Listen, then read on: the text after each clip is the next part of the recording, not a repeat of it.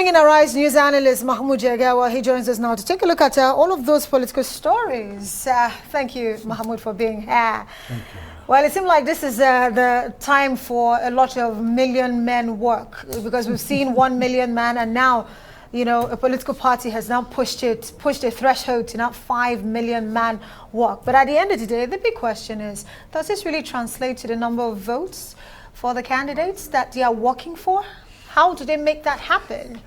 The purpose of the million man, and we may soon have 50 million man, the purpose is to intimidate opponents and to demonstrate strength. It might not always, you know, some of the people who are marching there may not even have PVC. But the fact is really, unless you are very strong in a locality, you will not be able to marshal so many people to be marching up and down the streets. Although, as we know, you know, some of the people are just there, they are mobilized and all that. But it is important from the point of view of intimidating opponents and showing real strength. That's why they are doing. Well, 5 million persons cannot go into Teslim Balogun Stadium. That's the former UAC grounds that the Lagos State government. Maybe it's a 50,000 seat stadium. But it walked along the streets. Maybe some of them were in the stadium. There was a mammoth crowd. I mean, it was a mammoth crowd, no doubt, and the rest. But let's look at the PDP, the recurring or unending, you know, brouhaha in that party. Very likely the NWC, or is it the BOT that is going to submit its report? The BOT, whether you should go or not. It's still saying no. It's not auspicious at this time to let the chairman of the party leave.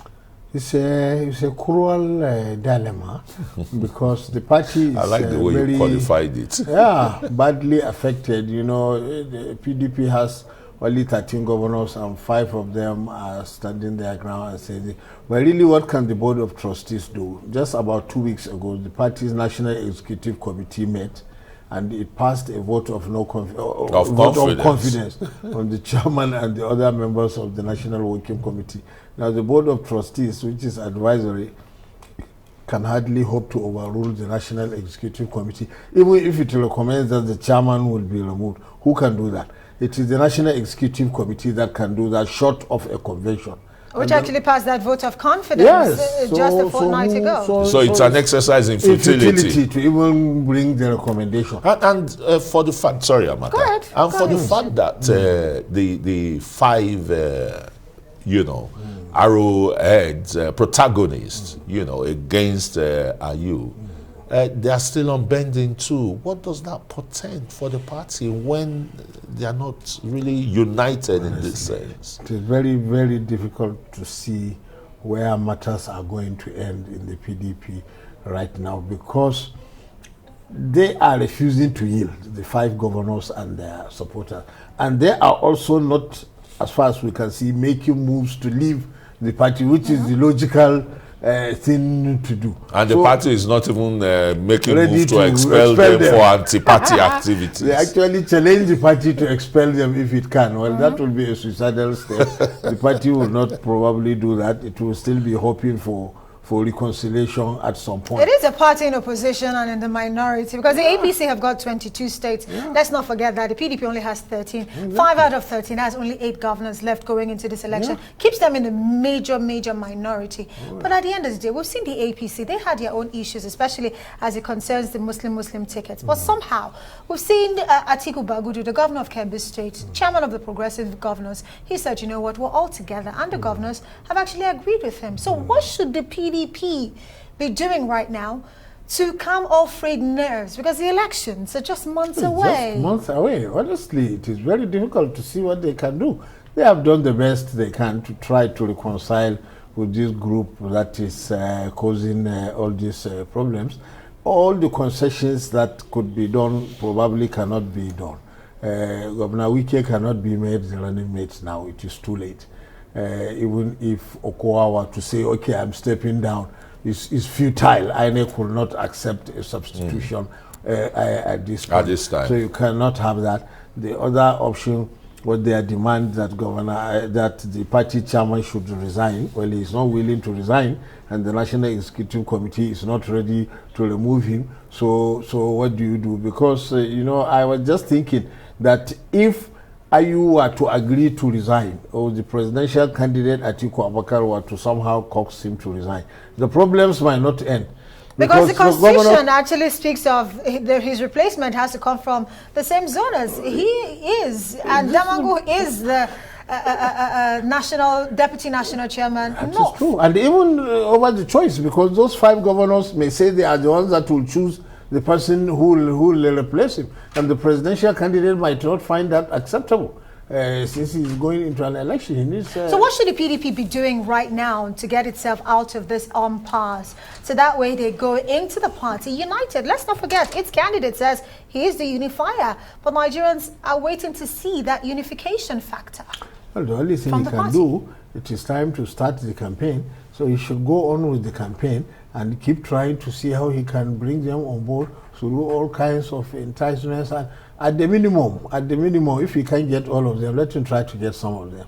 You can break their front, maybe with some promises and some compromises, if he can. If he can't, then let him just continue with the campaign and pray that APC also falters along the way. That's the only thing you can do. And in the absence of that is the scenario that some people, are postulating, that the 5 governors are capable of taking a decision to deliver their state in the presidential election to another party. Well, they can try that. Actually, it is logical, because if you they control the political machinery of their state. Of their own states. Yes. But there are also certain dynamics. Sometimes they may, some of them may and some of them may not. For example, I cannot see how the votes of the people of Rivers State can be delivered to any party other than PDP. I was just thinking, but I may be wrong. Some other states have flipped, because Rivers State has voted for PDP consistently since 1999. Exactly. But there are some states, let's say like Benue, that have gone here, and their Oyo State has also gone yo-yo. So that's just my thinking. So sometimes you're leaving Enugu State out of it. It's 100%. Enugu is 100% PDP. It has been PDP since 1999. Yes. Even Abia. Even Abia State. Abia elected, Kalu's party in 2007. What was the name of that party? Theodore Orji was elected on the platform of, I think it was called PP or something, the party that Orji Kalu formed, only for Orji to immediately defect back to the PDP. Yeah. But at the end of the day, Mahmud, Jega, these G5 governors, we need to look at their strengths. As it stands right now, only one of them is seeking a second term. Speaking about Sheyi Makinde of Oyo State, River State governor, he's on his way out. Benue State governor, he's on the way to the Senate. Abia State governor is on his way to the Senate as well. Remember, he challenged Einaya Baribe to get that ticket, which led to Einaya moving to Abga.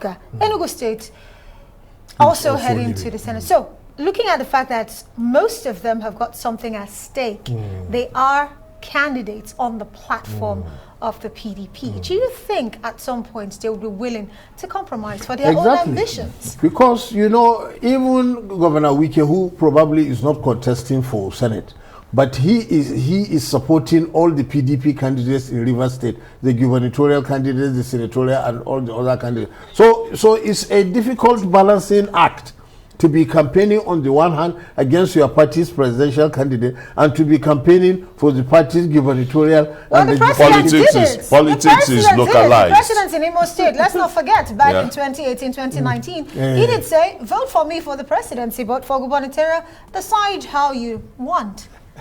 So that's why they say politics is local, isn't it? It is. Okay, let's move to our court party now. The young man is saying that, look, the youths are the key to a new Nigeria of development, of productivity, and not the other candidates, who he says have passed their primes and in their ages and the rest. A court party.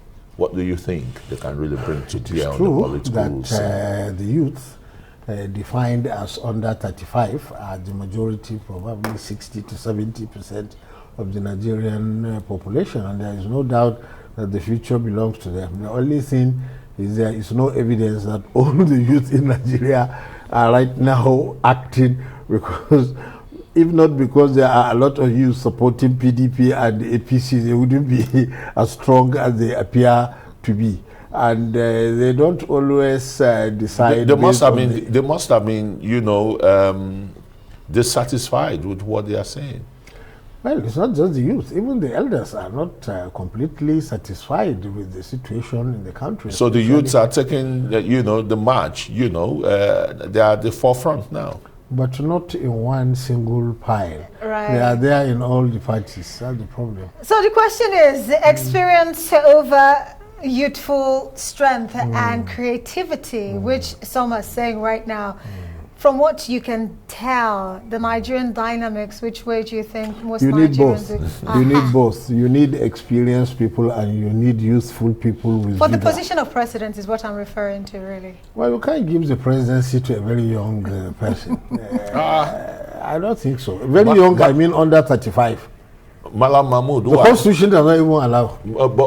Okay, well. By the way, that's Odi Uzokalo's party. That's the Progressive People's Alliance. Exactly. Progressive People's Alliance, of course. That was a party that he joined and eventually PPA. He left and went back to the PDP. We have to say thank you so much to you, Mahmud Jega, for joining us tonight on the program.